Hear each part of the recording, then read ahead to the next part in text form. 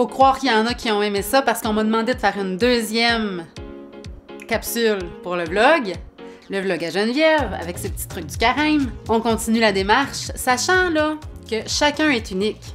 Chacun a ses propres petits défis à relever et c'est ça qui est important d'aller chercher, je trouve, moi, pendant le carême, pour se convertir, aller de l'avant, tout simplement des petits défis à notre mesure.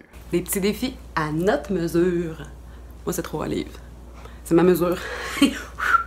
Pour le carême, cette fois-ci, donc d'abord, comment entrer en relation avec Dieu sinon en fermant les yeux? Comment on peut faire?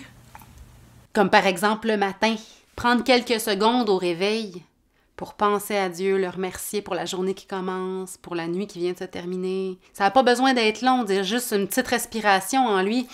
Quelques secondes en toi pour démarrer la journée, Seigneur. Une bonne respiration.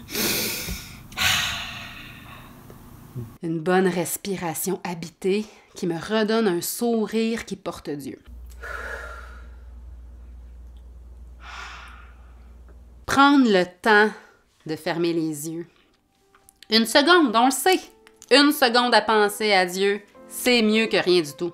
Prendre le temps, la petite seconde, la petite minute qui fait du bien, qui replace les affaires à leur place, qui replace les morceaux de casse-tête aux bons endroits.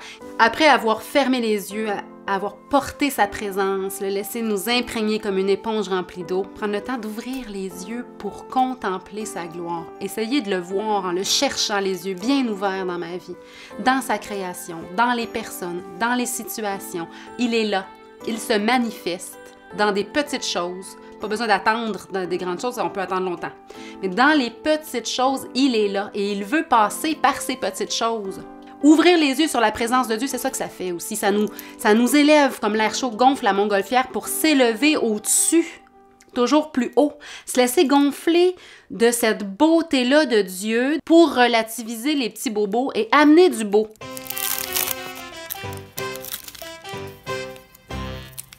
On est appelé à chanter sa louange. Et le chant, c'est important. Saint François d'Assise a dit « Dieu habite un cœur qui chante ».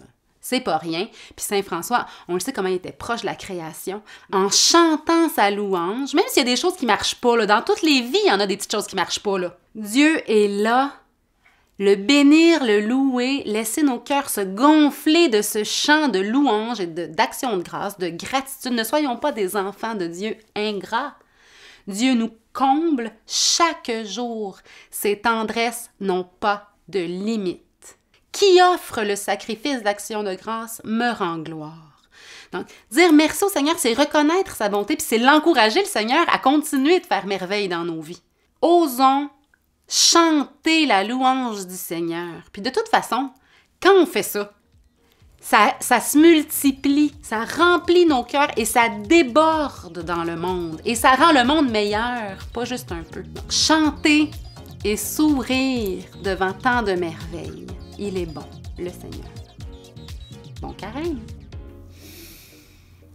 Je vous laisse stager un temps de prière.